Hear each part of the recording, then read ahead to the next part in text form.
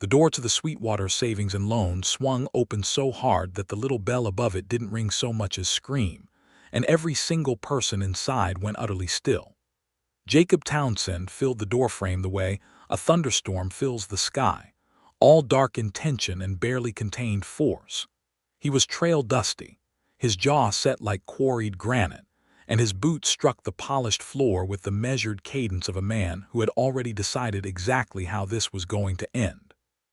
He swept the room with gray eyes that missed nothing, and they landed on Cornelius Hatch, the bank manager, like two iron nails driving themselves into wood.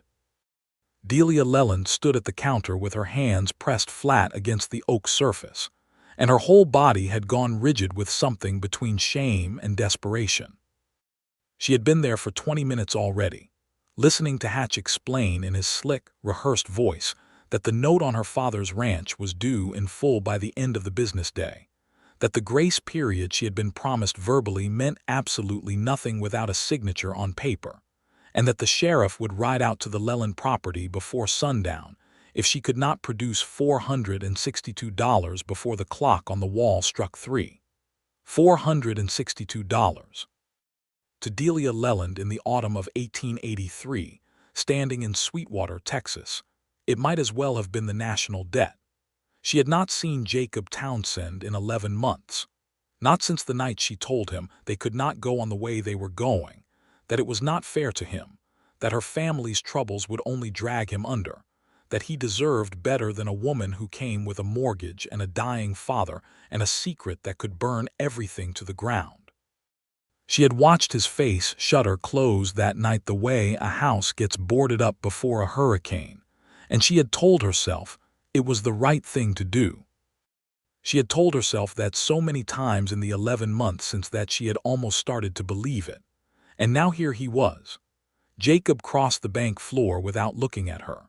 He stopped in front of Hatch, reached into the breast pocket of his coat, and pulled out a stack of folded bills that he set on the counter with a sound like a door slamming shut on everything she thought she knew.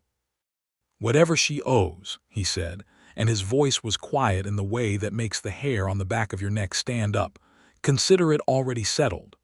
The clock on the wall ticked once, twice, 3 times into absolute silence. Delia Leland felt the floor tilt beneath her feet.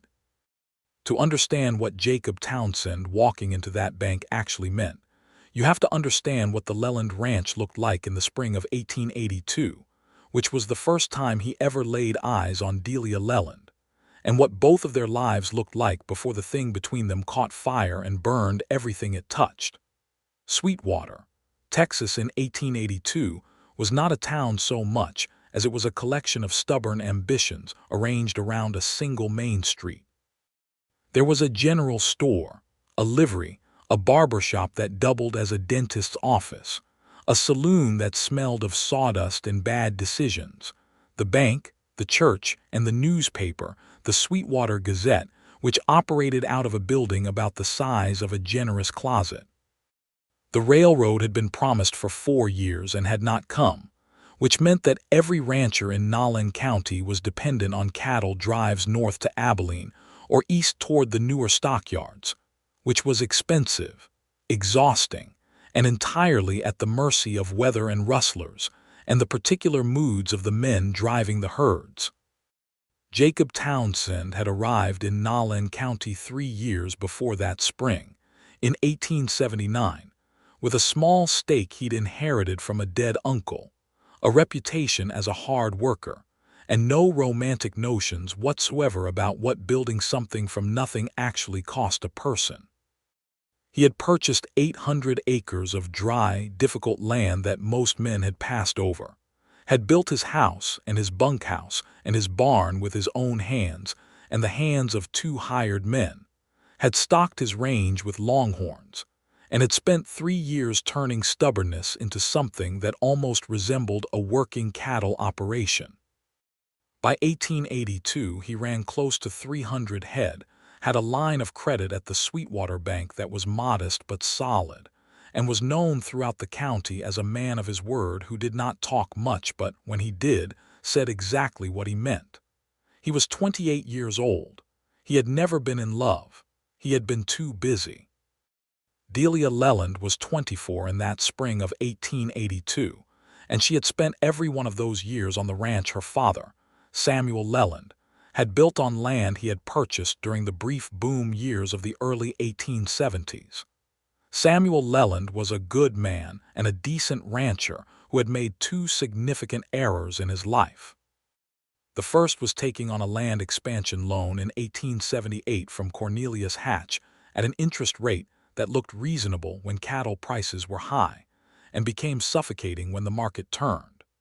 The second was falling ill with a lung complaint in the winter of 1881 that the doctor in Sweetwater said was progressive and would only worsen, which meant that by the spring of 1882, the actual running of the Leland Ranch had fallen almost entirely to Delia. She was not, by any stretch of the imagination, a woman who needed rescuing. She could read a cattle ledger, mend a fence line, negotiate with a buyer, and handle a Winchester rifle with a calm competence that made grown men blink. She had been educated at the schoolhouse in Sweetwater until she was 16, had read every book her father owned 3 times through, and possessed a quality that her father called iron sense, which meant she could look at a situation that was going badly and understand precisely why it was going badly even when the understanding was painful.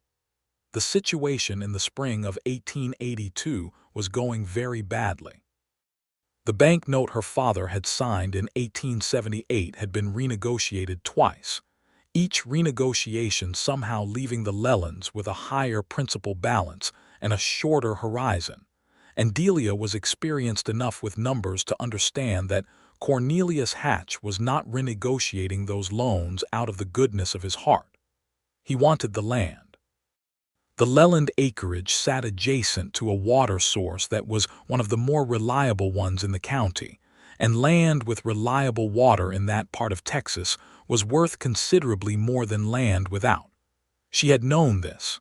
She had tried to address it.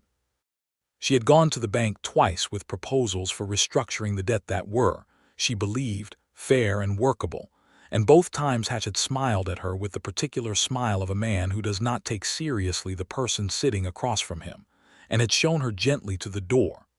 What she had not known in that spring of 1882 was that Jacob Townsend existed, and what Jacob Townsend had not known was that a woman like Delia Leland was possible. They met at a fence line. The boundary between the Townsend Range and the Leland Range ran along a dry creek bed that filled with water during the rainy season and sat empty and sandy the rest of the year. Jacob was riding the fence that April morning because 2 of his longhorns had turned up on the wrong side overnight, and he was tracking back along the wire looking for the breach. He found it about a quarter-mile in from the road, a section where the posts had rotted at the base and the whole thing had simply collapsed into the creek bed. He also found Delia Leland on the other side of the collapsed fence on horseback, regarding the damage with an expression that suggested she had already calculated exactly whose cattle had caused it and approximately what it was going to cost to repair. "Your fence," she said without preamble. "Your cattle, your repair bill." He looked at her. She looked at him. The April wind moved through the tall grass between them. "That's a fair assessment," he said. It was not exactly a romantic beginning, but Jacob Townsend, who valued directness above nearly everything else, had noticed something about her in those first 10 seconds that he would spend the next several months pretending he had not noticed. She had spoken to him without any of the particular softening that women in 1882 Sweetwater were generally expected to apply to their dealings with men, and she had been right, and she had known she was right, and she had said so anyway. He found that more interesting than he had words for. He repaired the fence. She supervised, which he suspected was not entirely necessary, but which he also did not resent. When the work was done, she offered him water from the canteen she was carrying, which in the Texas heat in April was not a small gesture, and he accepted it, and they stood on either side of the rebuilt fence for 20 minutes talking about cattle prices and the reliability of the creek bed in dry years, and the particular difficulties of managing a range without enough hired hands. She did not mention that her father was ill. He did not mention that he had noticed the condition of her fence line, which suggested that the Leland operation was running short on maintenance labor. Neither of them mentioned anything personal at all. But when she rode away, Jacob Townsend stood at that fence for a long moment looking after her, and felt something shift in his chest that he had no ready category for. He found reasons to ride that fence line 4 more times in the following 2 weeks. On the third occasion she was there again, this time on foot, checking the fence herself, and she looked up at him with an expression that managed to be simultaneously unsurprised and something else that he could not quite read, and said, "You are going to wear a path in that grass if you keep riding this way." He got off his horse and walked the fence line with her for an hour. By June they were meeting at the fence deliberately, though neither of them had explicitly said that is what they were doing. They would ride out in the early evening when the heat broke slightly and lean against the posts and talk, sometimes for only 20 minutes, sometimes until the light failed entirely, and the stars came out thick and close over the flat land. Jacob told her about building his ranch, the specific details of it, the setbacks and the calculations and the stubbornness required. She told him about the cattle business, the numbers, the market fluctuations, the challenges of negotiating as a woman in a world where the men on the other side of the table were perpetually waiting for her to admit she did not actually understand what she was talking about. She did not tell him about the debt. Not yet. That was the first secret, and it was not a small one. He told her about his family back in Tennessee, the uncle who had left him the money, the reasons he had come west, which were not entirely about opportunity, and were partially about needing to be somewhere that did not already know who he was. That was the first thing about himself he had said to another person in 3 years that was actually true rather than merely accurate, and he recognized it as such, and it unnerved him in a way that fence repairs and cattle losses and harsh winters had not managed to do. By July, the thing between them had a gravity to it that neither of them could comfortably pretend was merely neighborly. He had started to notice specific things about her, the way she held her head when she was thinking, the quality of her attention when he was speaking, which was complete and focused in a way that felt rare and valuable. She had started to be aware of herself when she was near him in a way that she was not aware of herself at other times, a heightened quality of everything, the temperature of the air and the specific sounds around them, and the distance or lack of it between their hands on the fence rail. One evening in late July he asked her if she would ride with him into Sweetwater on Saturday, that there was a social at the church hall, and he had never attended one, and thought that perhaps she might be willing to indicate which people were worth talking to and which were not. He delivered this invitation with a completely straight face, and she accepted it in exactly the same manner, and they both pretended it was not what it clearly was.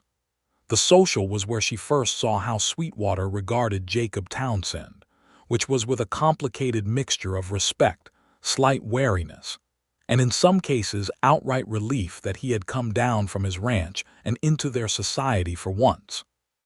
He was not cold exactly, but he was contained, and she noticed that his reserve dropped about 20 degrees around her, that he talked more and laughed more quietly and was, she thought, actually enjoying himself, which surprised him visibly.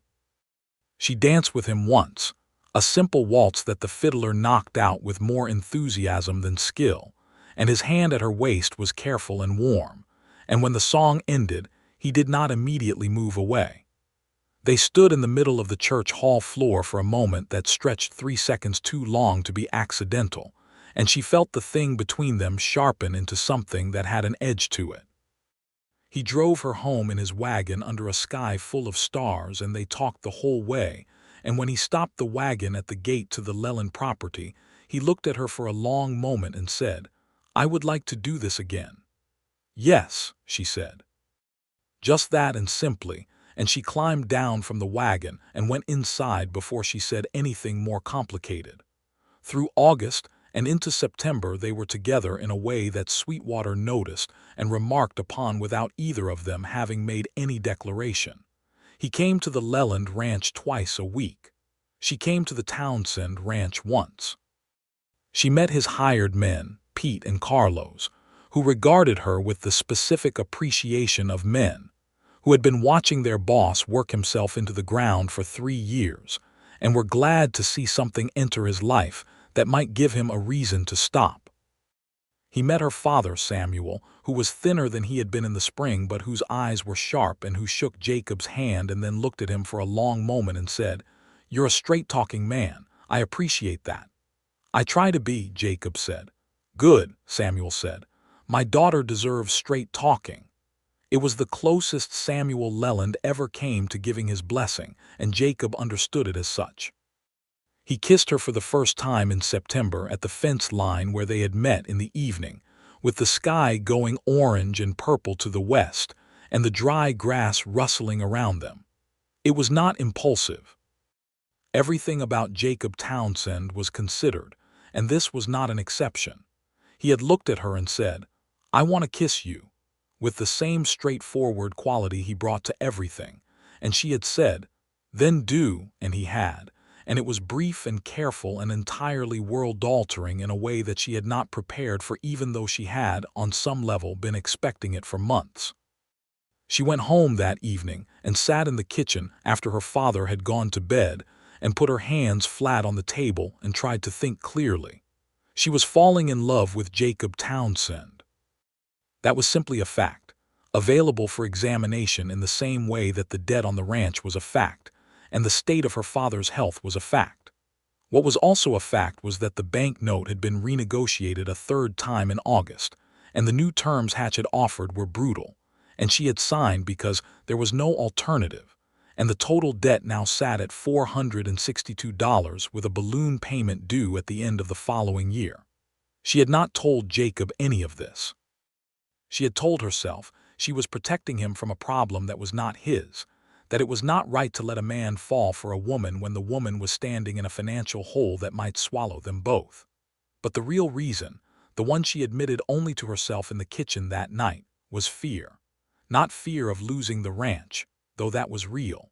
Fear of seeing his face change when he understood the full scope of what she was carrying. Fear of being a burden rather than a partner. Fear of the particular look that would confirm that he had decided she and her problems were too much. She kept the secret, and the secret, as secrets do, grew in the dark. October came, and with it the complications. A drought that had been threatening all summer finally settled in hard, and the Leland cattle, already managed on a thin margin, began losing condition faster than she could compensate for. She sold 15 head at a loss to keep the operation viable, which reduced her herd to the point where the spring income projections she had been depending on became essentially fictional. She did the numbers 3 different ways on 3 different nights and got 3 different versions of the same answer, which was that even with a good spring and decent cattle prices, she was not going to be able to make the balloon payment on the note. She went to the bank. She talked to Hatch. She left with the same slick smile following her out the door, and nothing changed. She thought about telling Jacob. She thought about it for a week, and then something happened that rewrote everything. She was in Sweetwater to pick up supplies when she overheard 2 men talking outside the general store, and one of them was Ed Garrity, who worked as a clerk at the bank, and the other was a man she did not know.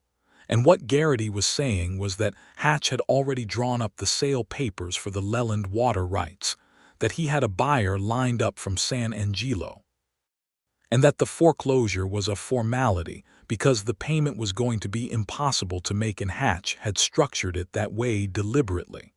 She stood outside the general store with a bag of flour in her hands and the sun on her face, and felt the trap spring closed around her. It was not just a bad loan.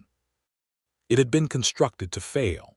Hatch had renegotiated the terms 3 times, not to help the Lelands, but to increase the principal and shorten the horizon each time, ensuring the debt grew faster than it could be retired, and the whole operation had been designed from the beginning to end with the bank owning the Leland water rights and selling them to whoever in San Angelo had already agreed to buy them. This was not bad luck. This was betrayal.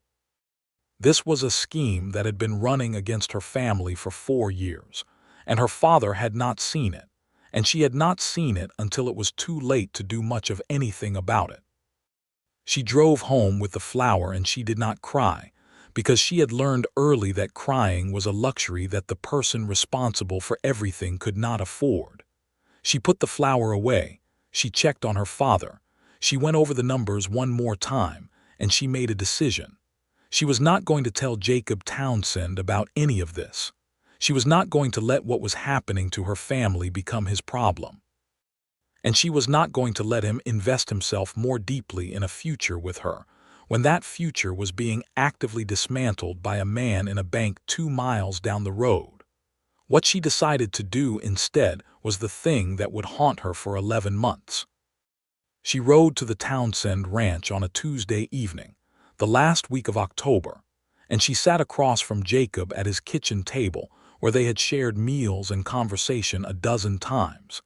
And she told him that she had been thinking about things, that she believed she had let something develop between them that she did not have the capacity to properly sustain, that she cared for him, but that caring was not enough when the circumstances of her life were what they were, and that it would be better for them both if they stopped. She watched his face. She had been watching Jacob Townsend's face for 6 months, and she knew it very well, and she watched it do exactly the thing she had been afraid of, except it was not the thing she had been afraid of. It was not the look of a man calculating his losses and cutting them. It was something else, something more complicated and more painful, something that looked like a man being told something he did not believe, but that he was not going to argue with because he respected her right to say it. He was quiet for a long time. Then he said, "Is this what you want?" She said, "Yes." He said, "All right." And that was the worst of it, that he accepted it so cleanly, with so much respect for her choice and so little fight, because she had built the justification for her decision on the assumption that she was protecting him from a burden, and his reaction suggested that what she had actually done was confirm for him something he had feared might be true about himself, which was that he was not enough to make someone stay. She rode home with that knowledge sitting on her chest like a stone. He did not come to the fence line. She did not go there either. November became December, became January 1883, and they moved around each other in the county, the way two objects in the same small space learn to navigate without colliding, brief acknowledgments at the general store, nods across the street, nothing that anyone could call cruelty, but nothing that anyone could call warmth either. Her father worsened through the winter. By February, Samuel Leland needed help getting from his bedroom to the kitchen table, and by March he was in his bed most of the day. And Delia ran the ranch and cared for her father and did not sleep enough and did not eat enough and looked at the numbers every night like someone examining a wound that refuses to close. She hired a boy from town, 15-year-old Thomas Webb, to help with the heavier work, which she could barely afford and which was necessary anyway. She sold 5 more cattle at prices she found insulting. She wrote 2 letters to ranchers in San Angelo asking about alternative buyers for her cattle in the spring, hoping to cut out the middlemen and recover some margin, and received 2 polite replies that confirmed the market was soft everywhere. In April, Samuel Leland died. He died quietly on a Tuesday morning, with Delia holding his hand and the spring sun coming through the window of his room and falling across the quilt her mother had made before Delia was born, and he said near the end, "The land is good, Delia. Don't let them take it." And she said, "I won't, Papa." And she believed it when she said it, but the arithmetic did not get easier because she believed.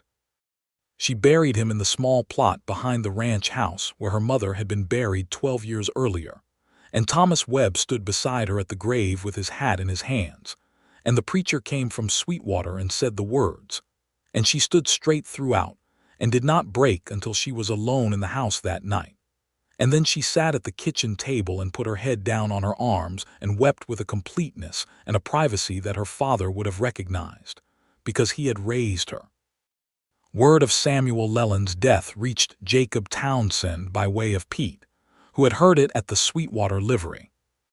Jacob stood in his barn for a while after he heard it, doing nothing in particular, feeling the weight of a complicated grief that was not only for a man he had barely known, but for what that man's death meant to Delia Leland, alone on that ranch with a debt designed to ruin her.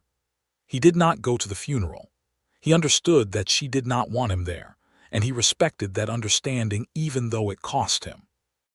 But he spent the following 2 weeks in a state of deliberation that consumed most of his available mental energy, turning over the problem from every angle, looking at it the way he looked at any structural challenge on the ranch, which was without sentimentality and without giving up.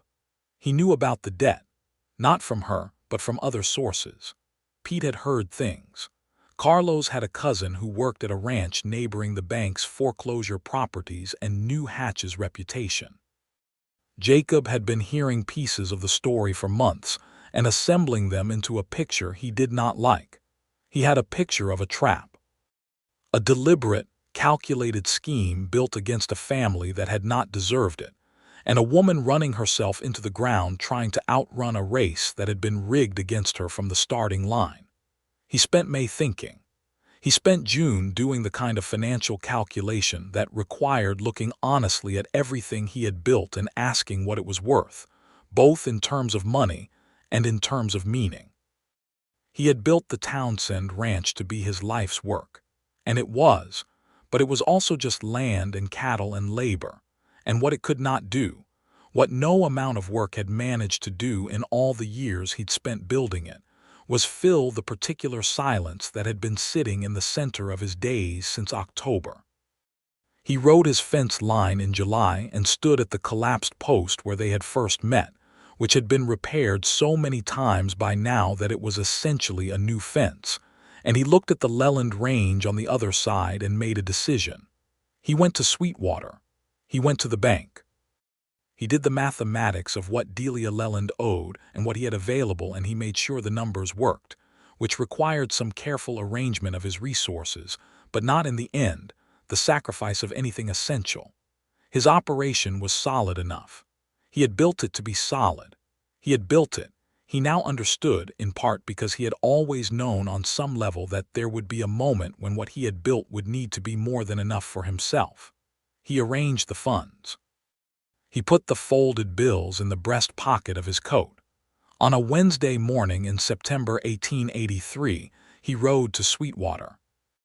When the door to the Sweetwater Savings and Loan opened so hard the bell screamed, Delia Leland had been standing at that counter for 20 minutes listening to Cornelius Hatch explain how her life was ending, and she had not yet found the words to answer him. She was not out of fight. She was never entirely out of fight. But she was running on almost nothing, had been running on almost nothing for a year, and the arithmetic in front of her had no solution she had not already considered and rejected. And then Jacob Townsend was there. She watched him cross the floor, and she felt her heart do something violent and contradictory, a simultaneous leap and contraction, the way a hand reaches for something hot before the brain can issue its warning. He put the money on the counter. He said what he said, and the clock ticked into the silence that followed, and Hatch looked at the bills and then looked at Jacob with an expression that was trying to calculate how to refuse this and failing to find the mechanism. "Mr. Townsend," Hatch said, recovering his voice, "this is a private matter between the bank and Miss Leland." "It was," Jacob said, still quiet, still utterly certain, "and now it's settled." "I'm not sure you understand the full extent of the outstanding obligation, $462, Jacob said. "Principal, interest, and the penalty fee you added last month without notifying the borrower in writing, which is something you might want to discuss with a lawyer before you try to add it again." He held Hatch's gaze without blinking. "Count it." Hatch's face went through several uncomfortable arrangements. He looked at the bills. He looked at Jacob. He looked briefly at Delia, who was standing perfectly still, and watching the whole scene with an expression that contained more emotions than she had ready vocabulary for. Then he began to count. It was the right amount. Of course it was the right amount. Jacob Townsend did not come to confrontation without having done his preparation. Hatch wrote the receipt and slid it across the counter with the bad grace of a man who has lost a game he had been confident of winning. Jacob picked up the receipt and held it out to Delia without looking at her, or rather, without looking away from Hatch, because he was not finished with Hatch yet.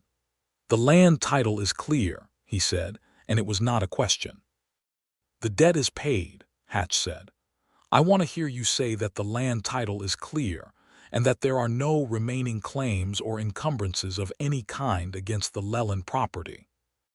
I want to hear you say it clearly, in front of these witnesses."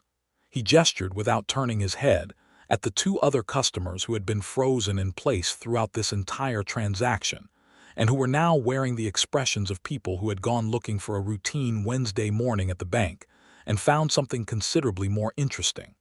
Hatch's jaw worked.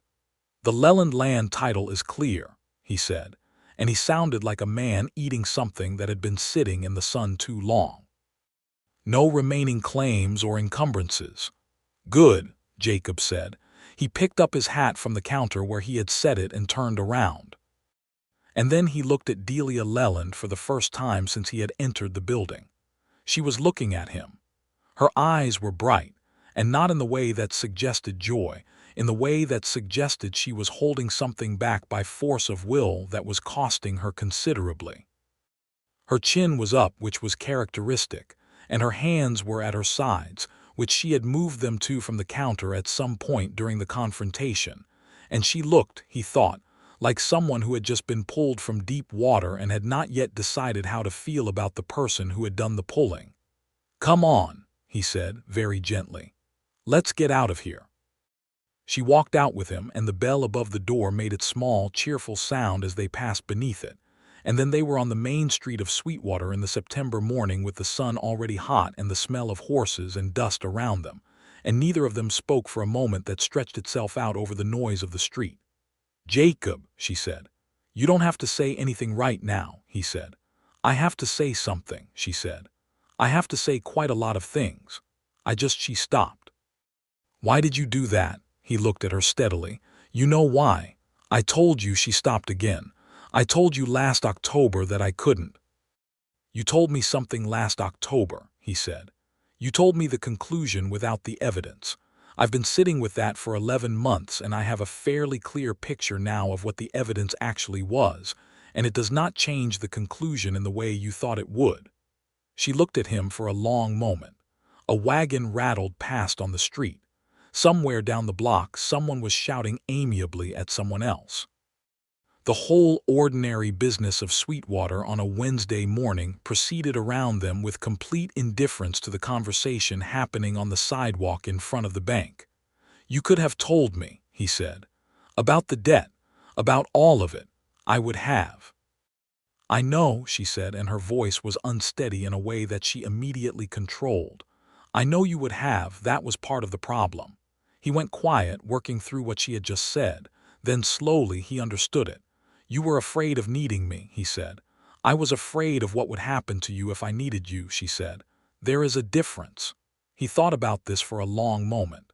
Then he said, "Delia, I built a ranch on 800 acres of land that every other man in this county passed over because they thought it wasn't worth having. I have spent 3 years proving that assessment wrong. I am not someone who is frightened by things that look difficult." Her breath hitched just slightly. "I noticed that about you," she said. "Then why? Because I did not want to be a difficulty," she said. "I did not want to be a problem you solved. I wanted—" She stopped herself, and something honest and painful came through in her face for just a moment before she managed it back into order. "I wanted to be something you chose." The silence that followed was different from the ones before it. It had more air in it. "Delia," he said, and his voice had changed in a way that she felt rather than heard. "What do you think I just did in that bank?" She looked at him. He looked at her. The September sun was warm on the street. "You solved a problem," she said, but her voice had lost some of its certainty. "I chose you," he said. The problem was incidental. She made a sound that was not quite a laugh and not quite a sob but contained elements of both, and she pressed her hand to her mouth briefly, and when she lowered it she said, "You are an insufferable man, Jacob Townsend." "I have heard that," he said. "You scared me half to death walking through that door." "Good," he said. "Now we're even." She laughed then, and it was the real thing, and he felt something in his chest unclench that had been clenched for 11 months. He took a step toward her and she did not step back, and he said more quietly now, "I want to talk about all of it. I want you to tell me everything you didn't tell me last October, and I want to tell you what I should have told you before you had a chance to tell me you were leaving, which is that I was already in love with you and I wasn't going to let that change just because you told it to." She looked at him with wide, honest eyes. "You never said that." "I know," he said. "That is the thing I should have said. I was being respectful of your choices, which in this specific case was the wrong instinct." "You're admitting a mistake," she said, and there was something warm in it, something that was not quite teasing but was adjacent to it. "I do occasionally," he said. "Don't expect it frequently." "Heaven forbid," she said. They stood there on the Sweetwater Main Street in September 1883, and something that had been broken for 11 months was in the process of being repaired in a way that would make it stronger than it had been before, the way a fence post is stronger after it's been reset in fresh concrete. He said, "Have you eaten this morning?" She had not, as it happened, been able to eat anything before coming to the bank, for reasons that seemed obvious in retrospect. He walked her to the restaurant on the corner of Main and 2nd, which was operated by a German woman named Clara Brauer, who had been in Sweetwater since 1876, and who produced the best coffee in the county, and they sat across from each other at a table by the window and ate eggs and bread and drank Clara's excellent coffee, and Delia told him everything. She told him about Garrity and the conversation outside the general store. She told him about the 3 renegotiations and how each one had increased the principal. She told him about the water rights and the buyer from San Angelo and the foreclosure that Hatch had been engineering from the beginning. She told him about the drought and the cattle sales and Thomas Webb and her father's death and the months after, running the ranch alone and doing the numbers every night and finding no solution. He listened to all of it without interrupting her, which was one of the things she had always valued about him, the quality of his listening, and when she was finished, he sat for a moment turning his coffee cup in his hands. "Hatch should be held accountable for what he did," he said.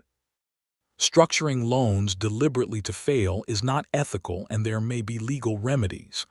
"That is a battle for another day," she said. "I have approximately nothing left for battles today." "Fair enough," he said. "How did you know the exact amount?" she asked. "The $462. Ed Garrity has been talking about this for months," he said. "Not to me directly, but in a county this size information travels. I heard the number 2 weeks ago. I've been waiting to see if there was going to be a resolution before today." "There was not going to be a resolution before today," she said. "No," he said. "I know." She looked at him across the table. The morning light came through the restaurant window and lay across the cloth between them, and she thought of all the mornings she had sat in her own kitchen looking at numbers that would not cooperate, and how different this particular morning felt from all of those. "I am going to pay you back," she said. "Every cent." He started to say something. "I am not arguing about this," she said, with a quality that reminded him of the fence line and the first thing she had ever said to him. "This is not negotiable. The ranch will have a good spring if the weather cooperates, and I have plans for a more efficient cattle arrangement that should improve the margin, and I will pay you back." He looked at her for a moment, then he said, "All right, just like that. I told you before, Delia, you're not a problem I'm solving. If paying me back is what you need in order to stand level with yourself, then I will wait for you to do it and I will not complain." She looked at him for a long moment and said, "You are better than I gave you credit for." "Most people are," he said simply. They walked out of Clara's restaurant into the late morning, and the street had the comfortable, slightly dusty quality of a Texas September in the middle of the week, and he walked her to her wagon and helped her up, which was unnecessary in terms of practical assistance, since she had been getting in and out of wagons her whole life, but was a gesture that she accepted anyway because of what it meant. "I'd like to come out to the ranch on Saturday," he said, "if that suits you." "It suits me," she said, "and I would like, when we're ready, to have the conversation we should have had before October." He looked up at her from the street. "About what we are to each other. About what we might be. I want to have it properly this time." "Yes," she said. She gathered the reins. Then she looked down at him from the wagon seat and said, "Jacob, thank you, not for the money, for coming." "I was always going to come," he said. "It just took me a while to stop being respectful about it." She drove home down the road from Sweetwater with the September sun at her back and the receipt for $462 in her pocket, and something loosened in her chest that she had been holding tight for a year. And she cried a little, which she allowed herself because there was no one to see it. And then she stopped crying and sat up straight and began to think about what she was going to do next. Saturday came. Jacob came with it, riding up to the Leland ranch in the early afternoon with a formality that she found both endearing and slightly amusing, as if they were meeting again for the first time. Which, she reflected, was perhaps not entirely inaccurate. They were meeting again as people who had stopped pretending that what they were to each other was simple. She gave him the tour of the ranch that she had never given him before, the full tour, all of it, the cattle that remained, the pasture management she had improvised over the summer, the fence repairs, the water situation, the hay supply going into fall. She showed it to him the way you show something to a person whose opinion you respect, and he looked at all of it with the attentive eyes of a man who understood ranching and found what he was seeing genuinely interesting. He had questions. Good ones, the kind that suggested he had been thinking about ranch management problems for some time, possibly in connection with what he knew of her operation. He had thoughts about the water situation and about a rotation grazing pattern he had implemented on the Townsend range that had improved his pasture condition.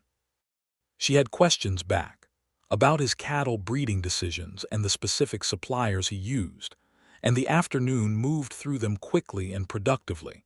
And by the time they were sitting on the porch with coffee as the sun started going down, they had covered more practical ground in 4 hours than most ranching partnerships managed in a month.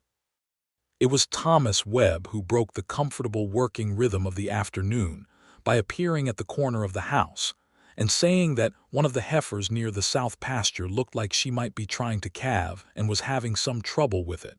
And Delia was on her feet immediately and moving, and Jacob was on his feet half a second behind her. They were out there for 2 hours. The calf was turned the wrong way, and the heifer was exhausted, and the situation required exactly the kind of patient, skilled intervention that there is no graceful or romantic way to perform. Jacob rolled up his sleeves and did what needed doing, and Delia did the same, and Thomas Webb held the lamp and looked at the middle distance at the moments when that seemed like the appropriate thing to do. And at the end of it, there was a healthy calf on the ground and a relieved heifer, and both Jacob and Delia were considerably less presentable than they had been at the start of the afternoon.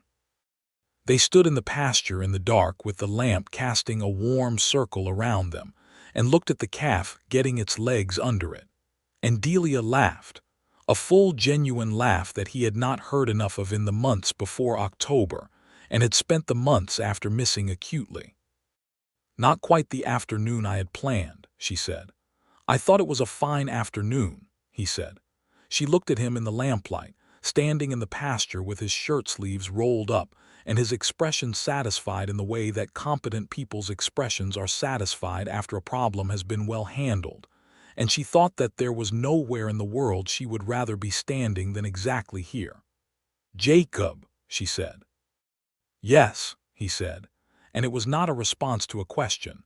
It was an answer to something she had not quite said yet, and she looked at him for a moment longer, and then she closed the distance between them and kissed him, not carefully the way the first kiss had been, but with the full force of a year's worth of stubborn restraint releasing itself all at once, and his arms came around her immediately and completely. And the calf on the ground made an unimpressed noise, and Thomas Webb found somewhere else urgently to be. When she stepped back, she said, "I did not plan that either." "I know," he said. He was smiling. She had not seen him smile like that, uncalculated and broad and helpless about it. "I'm glad you didn't." They went back to the porch and sat together in the dark after Thomas had gone home, and they talked for a long time, the real conversation, the one he had said he wanted to have. She told him things she had not told anyone, about her fears and her pride, and the specific way the past year had altered her understanding of herself, what she was capable of enduring and what it had cost her. He told her things he had not told anyone, about the loneliness of building something alone and the specific quality of the silence that had entered his life in October, and how he had sat with it for months looking for ways to argue himself into being all right with it, and how none of them had worked.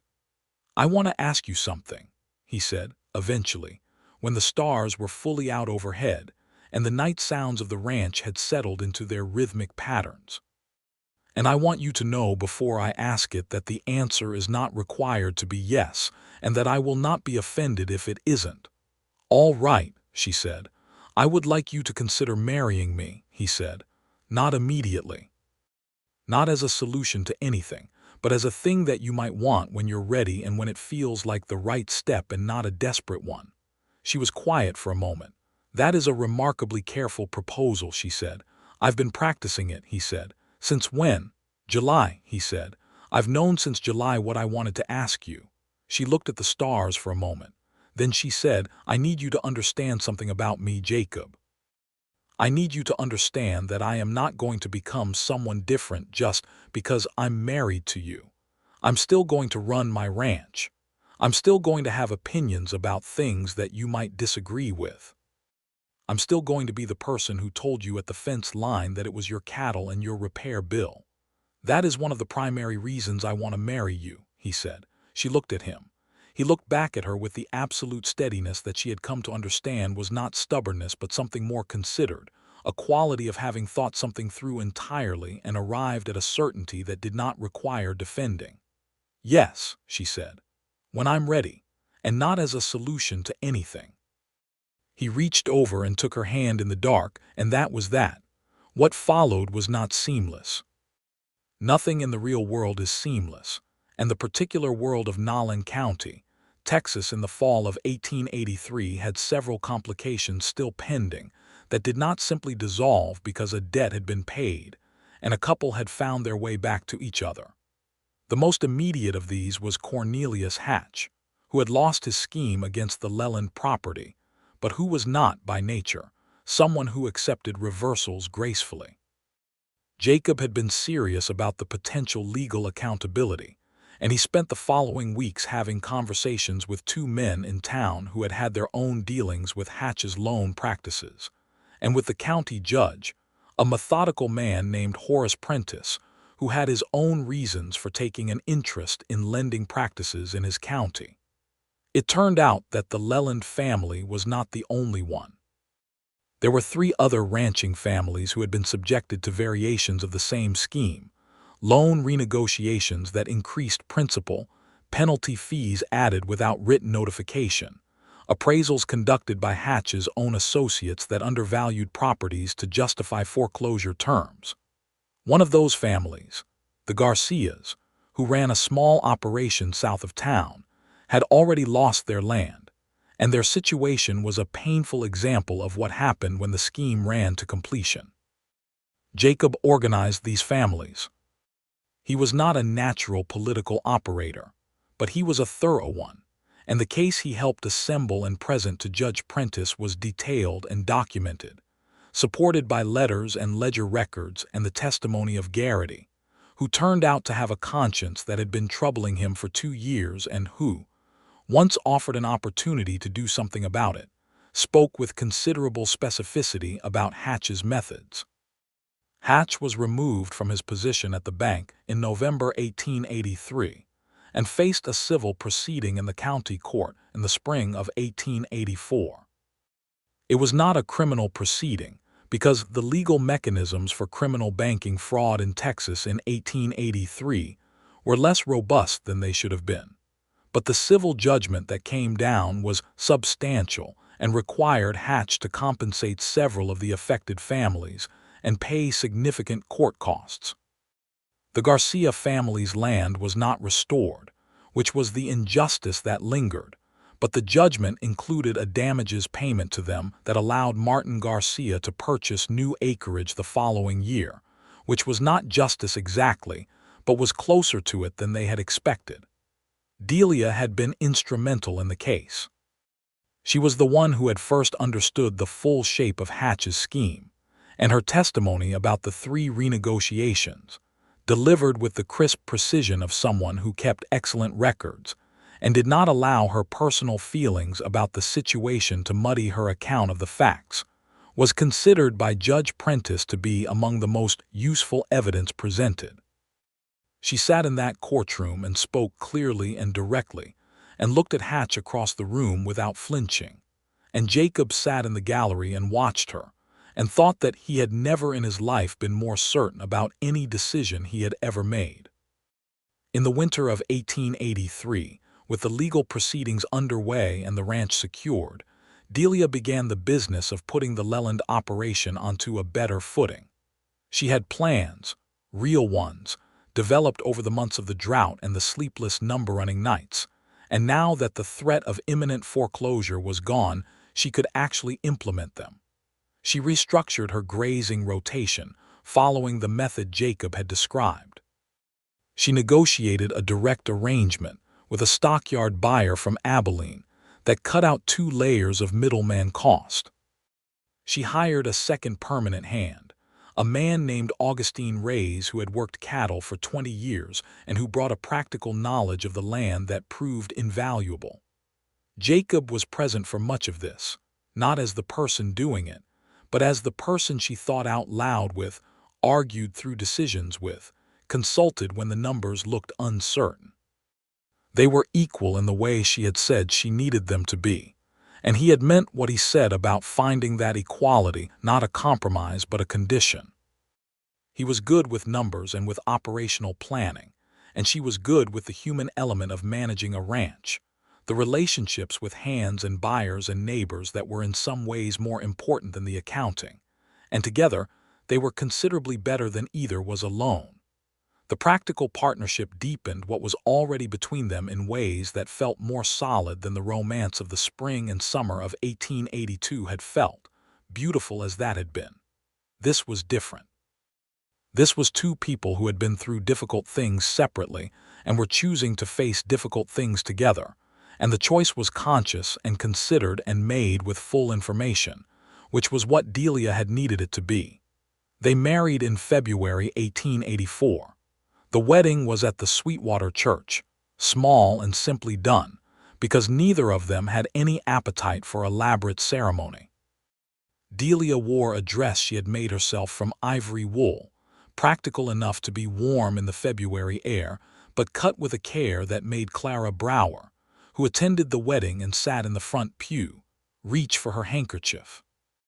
Jacob stood at the front of the church in his best coat, which was dark blue and fit him properly, and when Delia walked down the aisle on Augustine Reyes's arm, because Augustine had become in the months since she hired him something close to family, Jacob watched her come toward him with an expression that the assembled wedding guests, who numbered perhaps 30, would later describe in varying ways that all amounted to the same thing, which was the face of a man who could not believe his extraordinary luck. Judge Prentice performed the ceremony, which was a civil one as well as a church one, because Delia had views about the importance of legal documentation in marital agreements that had been reinforced by her experiences with banking contracts, and she was not about to let the most important contract of her life rest on anything less than a full written record. When Jacob said his vows, he said them in the quiet, direct way he said everything, looking at her steadily, and she said hers back to him in the same manner, and when it was done and he kissed her, brief and certain, the church made the particular sound of 30 people releasing breath they had been holding. Pete and Carlos, who had driven in from the Townsend ranch in their best clothes and who had been rooting for this outcome for 18 months, shook Jacob's hand with the enthusiasm of men who had waited a long time for something they had seen coming. Pete said, "About time," which covered the situation adequately. Thomas Webb, who had grown considerably in the past year, and who was now a regular hand on the Leland Range, stood against the wall and grinned the grin of someone who had been present for the calf that started everything.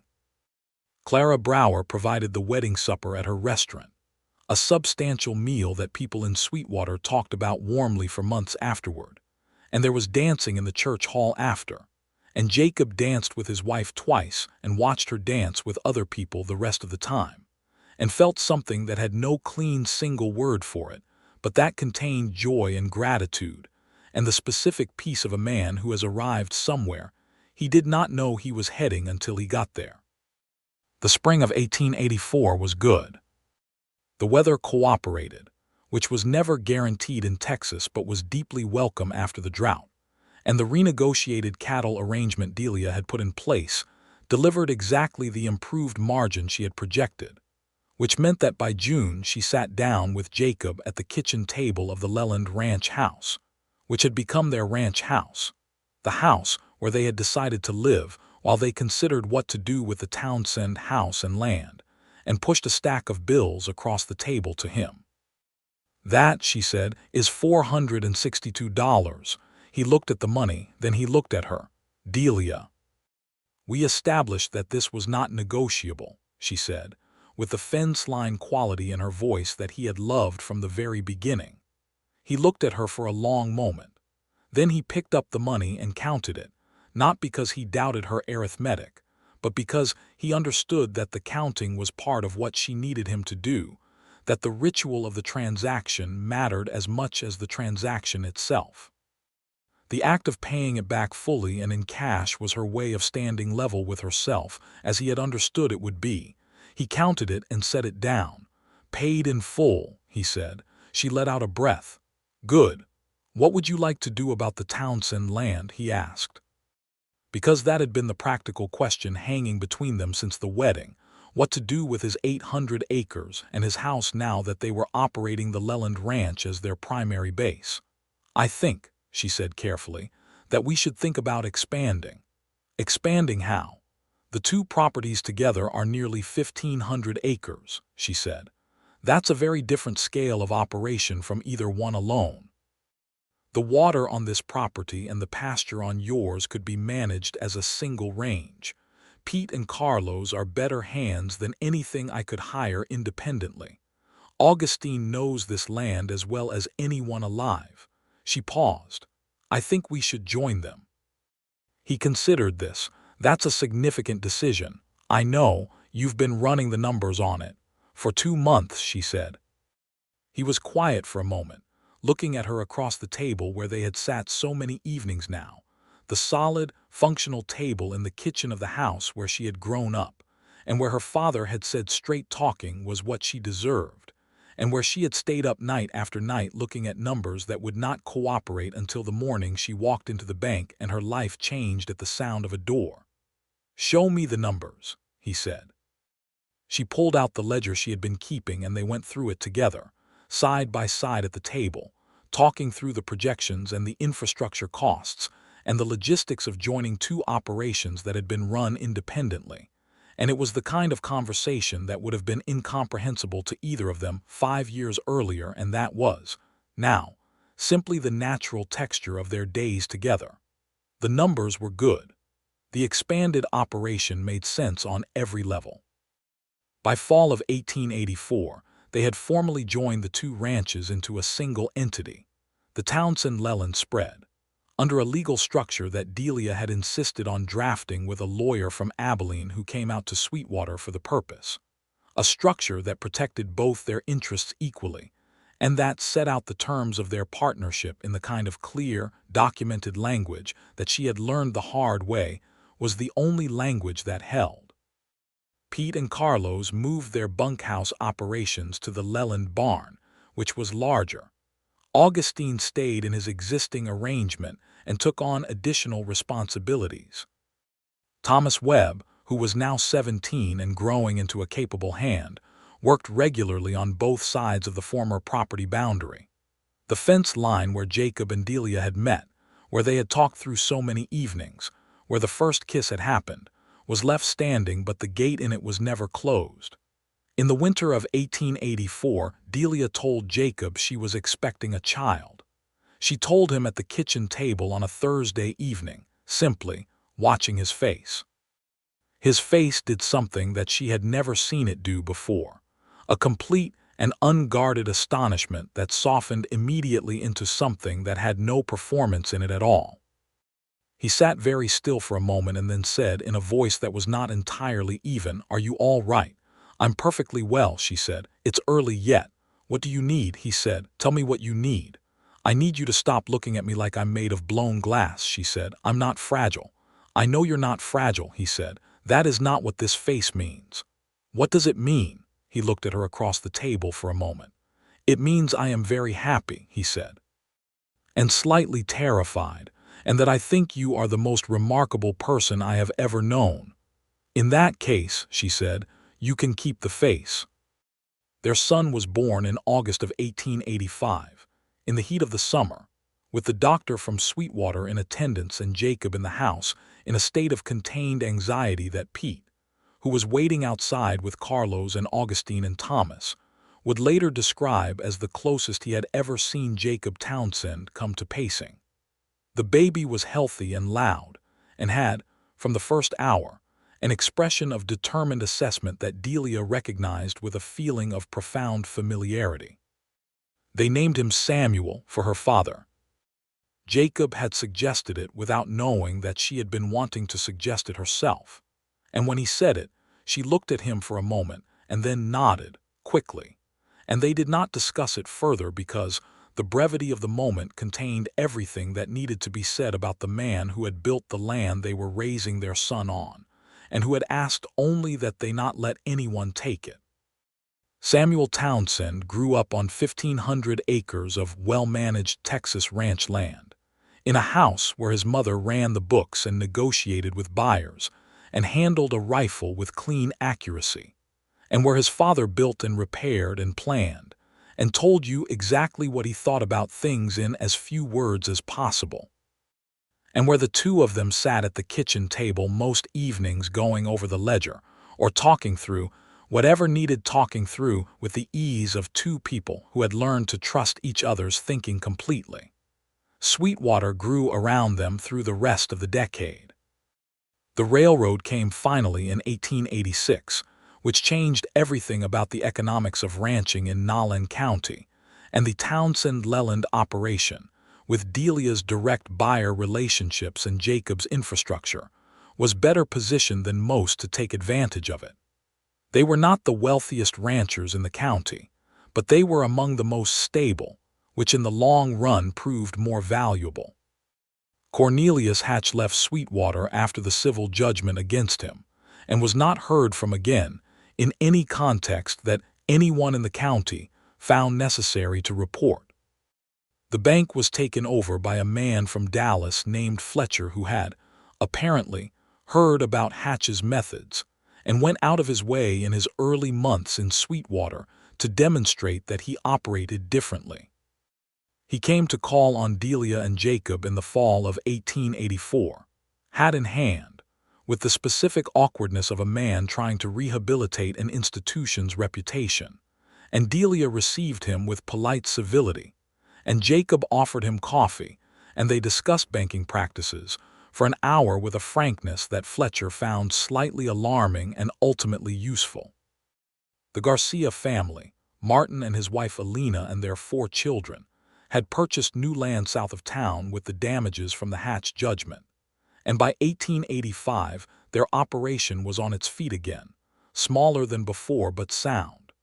Delia and Alina Garcia became, over the years, genuine friends, which was a friendship rooted in the shared experience of having had their families targeted by the same scheme, and of having been part of the case that held it accountable. There was a specific quality of understanding between two women who have each stood at the edge of losing everything and found the ground again, and that understanding did not require much explaining.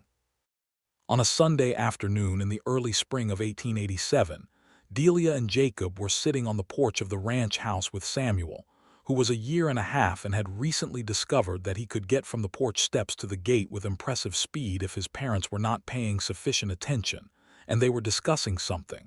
She could not afterward remember exactly what when she said, "I want to tell you something." He looked at her. "I want to tell you that I was wrong," she said. "About what I did in October of 1882.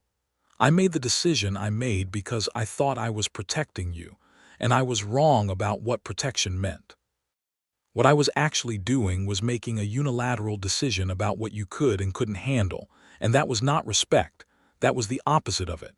And I have thought about this many times in the past 4 years, and I have never quite found the right moment to say it properly, so I'm saying it now." He was quiet for a moment. On the porch steps, Samuel was investigating something in the dirt with the focused interest of a child who has found a beetle. "I know," Jacob said. "I've known that for a long time. Are you going to tell me it doesn't matter?" "No," he said, "because it does matter. It cost us both a year. I just want you to know that I understood why you did it, even at the time. I understood the logic of it, even though the logic was wrong." "That is a careful distinction," she said. "I try to be accurate," he said. She looked at him and felt the specific kind of love that is not the love of the beginning, not the vertigo and the discovery of it, but the deeper settled love of knowing someone through difficulty and choosing them again on the other side of it. She thought of the fence line and the collapsed post and the first thing she had ever said to him, and the social and the waltz and the October night and the 11 months of silence and the door of the bank flying open and his voice, quiet and absolute, saying whatever she owes consider it already settled, and all the years after that, the calf in the pasture and the courtroom and the ledger and Samuel in the dirt with his beetle. "Jacob," she said. "Yes," he said. "I am very glad you came through that door." He looked at her with the steady gray eyes that she had been looking into for 5 years and that she expected to be looking into for the rest of her life, and he said, "So am I." Samuel made a sound of triumph about the beetle and they both looked at him, and then looked at each other, and the afternoon continued around them the way good afternoons do, without drama, without urgency, with the simple, uncomplicated abundance of a life that has been fought for and found and held. 2 years later, in 1889, their daughter arrived, born in June with a full set of opinions that she expressed immediately and loudly. They named her Clara, for Clara Brower, who cried when she heard it and then recovered herself and made a pie. Clara Brower said a child named after her had better develop a love of good cooking, and Clara Townsend, who grew up with her father's gray eyes and her mother's iron sense, would not be found to have disappointed her. The Townsend-Leland spread continued to grow through the 1890s, not recklessly but steadily, with the kind of growth that comes from good management and a willingness to adapt to changing conditions.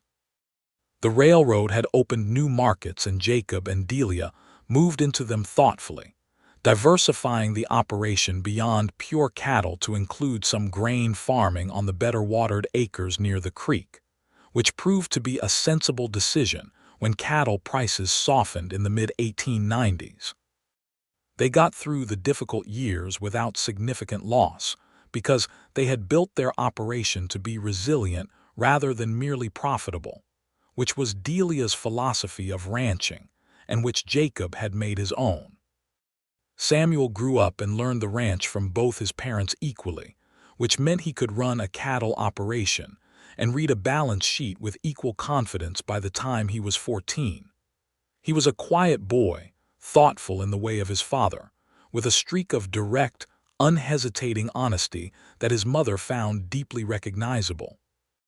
By his late teens, he was genuinely useful to the operation in ways that went beyond boyhood labor, contributing real ideas about cattle management and range rotation that his parents took seriously.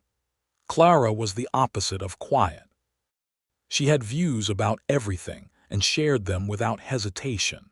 And she grew up in a household where this was regarded as a strength rather than a problem, because her mother had been doing exactly the same thing for decades and her father had never once suggested it was anything less than exactly right. She learned to ride and to handle a rifle, and to read a contract with the same seriousness her mother brought to all those things. And she also, to Clara Brower's deep satisfaction, turned out to have a genuine gift for cooking that she pursued with the same methodical passion she brought to everything else. Jacob and Delia moved through the years together with the particular ease of two people who have learned how to occupy the same world, which is different from and more sustainable than the early intensity of new love, and which is, in its own way, more romantic than anything that came before it because it is chosen every day rather than merely felt. They still argued, because they were both people with opinions, and because neither of them had ever found silent agreement compelling. They argued about cattle decisions and about ranch investments, and occasionally about the children, the way all parents argue about the children, and they argued with the same directness they had brought to each other from the very beginning, the fence-line directness that did not soften things unnecessarily but also did not reach for cruelty. And after the arguments always, they came back to the table, the kitchen table that had been Samuel Leland's and was now theirs, and went over the numbers or talked through the problem, or simply sat together in the particular comfortable silence of people who do not need noise to be all right. The fence line where they had met was still there. The gate in it was still never closed. On evenings when the summer heat broke enough to make the outside bearable, Jacob would sometimes walk down to it and stand there in the way he had stood the very first time he saw the Leland range on the other side. Except now it was not the other side of anything, but simply the east pasture. His east pasture, their east pasture. And the land ran together without distinction to the horizon in the long flat gold of the evening.